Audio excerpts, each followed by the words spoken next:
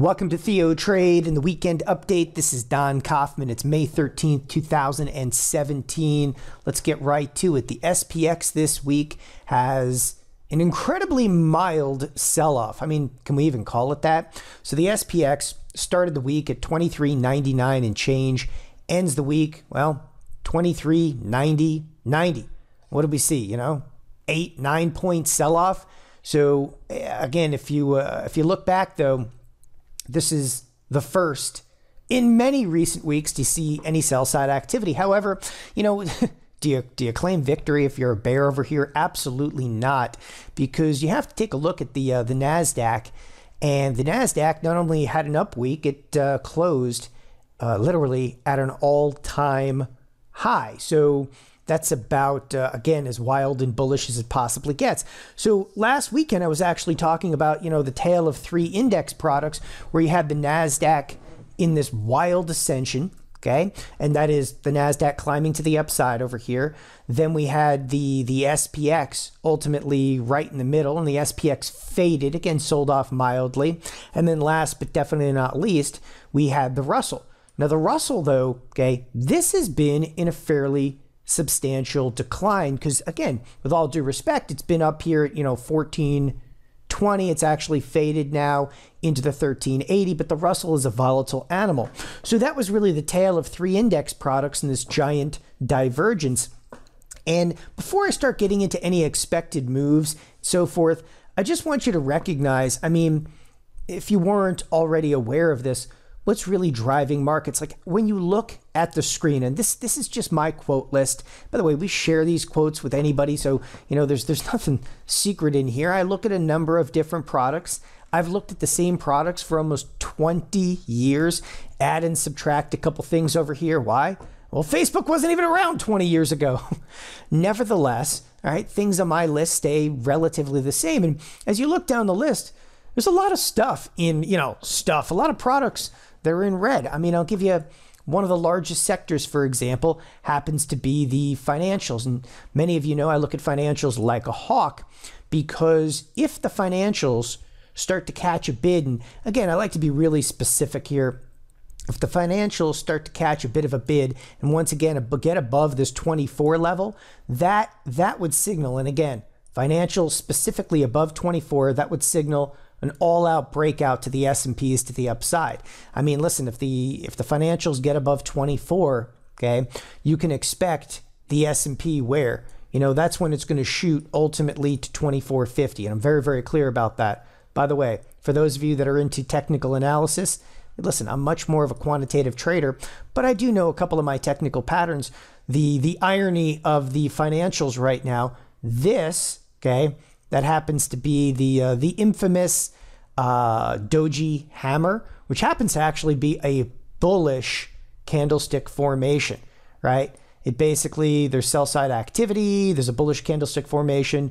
Now we're supposed to pop in the preceding days. Am I really buying into that? Absolutely not. But hey, why not? Just for those of you that are into candlestick formations, I figured I'd throw that one in there. Yeah, I spent many, many years working at TD Ameritrade and thinkorswim, and worked on some pattern recognition technology. So I'm a human pattern recognition right now. The infamous doji hammer. Dun, dun, dun. All right. Remember that. Again, above 24, the S&Ps can break out. But the bigger story here, and I think everybody recognizes it, you only have a handful of stocks holding on to this entire marketplace. Okay, so when you're looking at the ascension of the NASDAQ and the NASDAQ breaking to all-time highs over here, okay, and then you're seeing that the S&Ps are not really falling. First of all, there is some sell-side activity, albeit minimally. There's some sell-side activity in a few of the sectors, as we just showed, like the financial sector. There's been some sell-side activity in recent trading sessions. Nevertheless, the S&Ps remain rather constant, okay? But this is all about a handful of stocks. And again, I think everybody recognizes that. But I bring up Facebook because Facebook, since its earnings, has stalled. Now, I've actually initiated on Facebook a bearish in-out spread 41 days out. Okay, it's actually a little bit of a funky spread because I purchased the 152.50 puts and sold the 149 puts against it. And I did that for $1.75. So this happens to be ultimately a $3.50 wide spread. And I say that's a little bit funky because most of the time we do like a $2 wide spread. Well, you just kind of got to make do. The strikes are not there. So that trade, for the most part, comes down to your ability to a little bit, creative. It's still sitting at $1.77. Again, we paid $1.75 for it. It's a bearish trade for the next 41 days inside of Facebook because Facebook looks like it's already waning. But when you look at markets overall, okay, let's go glance at Microsoft. Microsoft, ironically, is doing the exact same thing as Facebook. It's fading ever so slightly. It is not progressing to the upside. Not really sure what caused this, gap to the downside, earlier in the week. Nevertheless, I also maintain a short position inside of Microsoft. I'm going to keep that one to the cows come home. But Microsoft also, okay, fading ever so slightly. Now, all right, we talked again about Facebook. We talked a little bit about Microsoft. Okay, let's get to it. Google. Google, since the earnings announcement, explodes to the upside. Again, not really any progression. The point that I want to make over here is, everybody is pointing to the same underlyings that are holding the whole market together. Okay. And when I say the same underlyings, let's be incredibly specific over here. What you're now looking at, it happens to be the website, is a Nasdaq website. And the reason I pulled up the Nasdaq website is just to explain to you, okay, these are the largest market caps in the Nasdaq. Obviously Apple, there's Google, there's Microsoft, there's Amazon over here, right? And we could scroll down the list over here. Oh, there's Facebook. And that's it. And then it drops way off. I mean, then you start talking about like Cisco and Comcast over here that are, under $200 billion. But you have Facebook, Amazon, Microsoft, Google, Apple. Done. That's it. Okay. And those, they don't just account for a massive amount of the market cap in the NASDAQ. They account for a massive amount of the market cap in the S&P 500. Okay. It's a little bit scary that we just had a week where, all right, Google's completely flat over here. We know that Facebook's completely flat. We know that Microsoft actually faded ever so slightly. We had the XLF, a major sector, okay? And again, you can't get too excited about this, faded ever so slightly. What carries the entire market, all right? A parabolic move to the upside in Apple. Everybody was watching Apple this week. Listen, we even tried to step in and short this thing a couple times on an intraday basis. It's like getting run over by a freight train over here. Apple closing at an all-time high. Now Amazon obviously closing at an all-time high. Not quite as parabolic of a chart. So moving forward, okay, when I say moving forward, like, if you want to know if markets are going to back off, okay, recognize there's nowhere else to put your capital right now. There's nothing else that's really exploding to the upside. Hey, I can make an argument for the EEM, the emerging markets. The emerging markets have actually been rallying a little bit over here, but this is a relatively small market cap. But you're going to be hard pressed. You start looking around the marketplace, you're going to be hard pressed to find stocks that are rallying. I even looked at Walmart, which has been on this wild ascension lately and is actually fading ever so slightly, but it's coming into earnings. So let's count that one out over here. What other major sectors are you going to point to me that are actually exploding higher that carry a lot of weight? What, are you going to explain to me that the XLE? Listen, the XLE, okay, which is energy, caught a little bit of a bid, but it might be on the fade again. This might just be nothing more than this kind of a bearish rally. By the way, yes, we're allowed to say bearish inside of the XLE because, well, that's pretty bearish, isn't it? So again, you can't point to a lot of real hot spots. You can point to two stocks that are holding the S&Ps and the entire NASDAQ together. And that, people, is an extremely scary premise. Now, I've been ever the bear recently, okay? But hey, call it what you will. This is nothing more than an allocation game. And the allocation game is, hey, we'll not necessarily sell everything. We'll just sell some stuff and continue to force capital towards Apple and Amazon. And you have to realize that whether it's a fund manager, whether it's an algorithm, they'll just keep doing it until it doesn't work. And then they'll find something else that does work. But that's what algos do. And they're lightning fast. Okay. As retail clients, we got to get ahead of the game. You can't sit there, all right, and just be like, well, I'll just hold Facebook until it starts to crumble, or I'll just hold Apple until it actually does turn down. These could be very, very violent moves. And again, you need to be a little bit ahead of the game.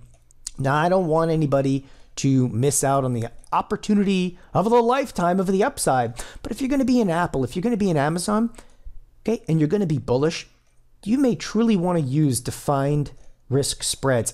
Risk mitigation has got to be, okay, your first thought when you're looking at a marketplace like the Nasdaq that has exploded up, and yet the other marketplaces are not. Again, when there's, a little bit of a dissension in the ranks, you have to be a little concerned. And again, be on your guard, because at some point, is upside potential really worth the downside risk? It's something I ask myself in every single position that I get into.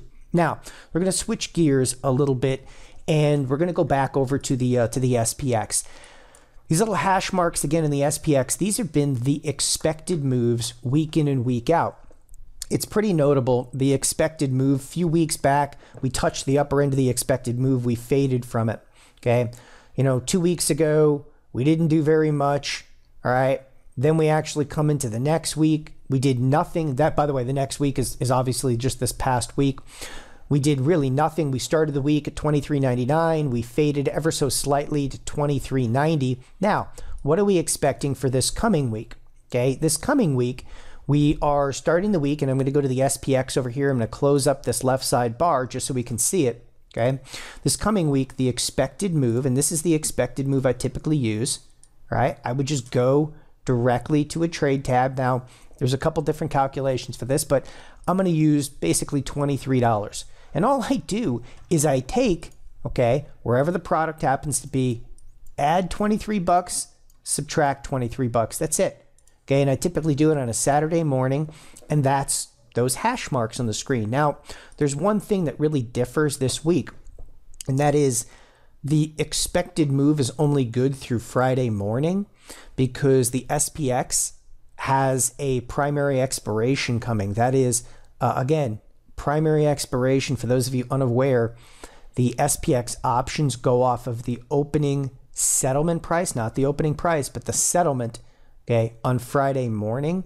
So I've actually drawn the hash marks on this screen to only Friday morning. Now, if you wanted to know, like, how much are we going to move into Friday's close, you could go over to the spiders and you could look 6 days out in the spiders and see, oh, it's about a $2.43. Well, that's not differentiating all that much, okay? I mean, we had an expected move basically in the SPX of about $23. Now, if you wanted to draw this stuff again on your own chart, all I do is I come over here and I just use this trend line. That's it. I literally draw them by hand using a trend line, and I only draw the line out for about 5 trading days, which is any given week out there. Nevertheless, where does this actually take us? Well, it takes us from, 23.91 up, okay, up to the neighborhood of about 24.13, or down into the neighborhood of 23, about 68, 67. Ironically, that was the downside expected move. Now, again, we're expected to stay in this range, and we've been staying in these ranges, in recent trade, okay, like over 85% of the time. And you're supposed to stay in an expected range, and I'll kind of draw this over here. This expected range, like, think of it as a distribution curve for the week, and you're supposed to stay in a 1 deviation move about 68% of the time. But as I said, right now, we're staying in this range 85% plus of the time. We're staying in that tight of a range, and you're like, well, that's phenomenal. I should sell options. Yeah, but the issue is, okay, the other 15% of the time, we're exploding to what we call 3 deviation moves. Okay, that's like 3 sigma kind of moves. And there's evidence of this. And if you look back on, for those of you that are technical analysis inclined, you can see some of these most wild explosions. Now, obviously, after the election, there was actually a lot of volatility built in. This was not a wild move. This was actually expected after the election. The big move, and the last big 3 deviation move we had was back on December 7th. That was a wild 30-point move to the upside over there, total game changer. But again, the market has just been do nothing, do nothing, do nothing, rip everybody apart, do nothing, do nothing, do nothing, rip everybody apart. Ironically, over the last 3 years, the rip everybody apart seems to be, in fact, to the upside. Okay? All we're doing right now is just marking time between these sessions where we, well, rip everybody apart. And if you take a look at markets, are they finally going to roll over here? That's tough to say. We just came off of, I have to be very forthright, one of the most boring weeks that I can remember in recent history, right? This past week of trading, I was like, wow, that's the most unexciting thing. So we're expecting, again, a relatively tight range. However, I want to leave you with a couple of different thoughts over here. As I said, there's really only two gigantic market caps out there, Apple and Amazon, that are driving markets. I know people are looking at Tesla as well. Tesla has become this cult stock over here. Again, this is another one. I'm going to stand up and short into Tesla. And I'm going to come in here, with alligator arms, real small position, but I am going to be shorting Tesla. I'm just waiting for my day. And it looks like Tesla's actually going to have another break to the upside over here, which is probably the day into which I would short it. So what I'm looking for in this very next week of trade, wild reversal days in an Apple or an Amazon. Okay, forget about Tesla for just a moment. Again, precisely what I'm looking for, wild intraday reversals on an Amazon or an Apple, because when we get it, and mark my words, we will get those wild intraday reversals here. When we get it, it will be a horrific day for the Nasdaq as a whole. And we have to look at that. Is it going to be a breaking point? Again, everywhere you start looking on your screen, and I just keep reiterating this, everywhere you want to look on your screen, markets are fading a little bit. For those of you that are a little more like old school traders, even look at like Dow Jones Transport Index, even the transports are fading just a bit out there. So keep that in mind. Again, markets right now, are they looking for a reason to sell off? Absolutely not. Okay. But there is some sell side activity going on in a lot of different sectors. Everything at this point, is it really being held together by two stocks? And if your answer to that is yes, okay, and effectively mine is, then we have some big problems and some really large risk in store. Thanks everybody for joining us here on the weekend update of TheoTrade. Join us all throughout the course of this week in the TheoTrade chat room. Have a great weekend. Bye-bye.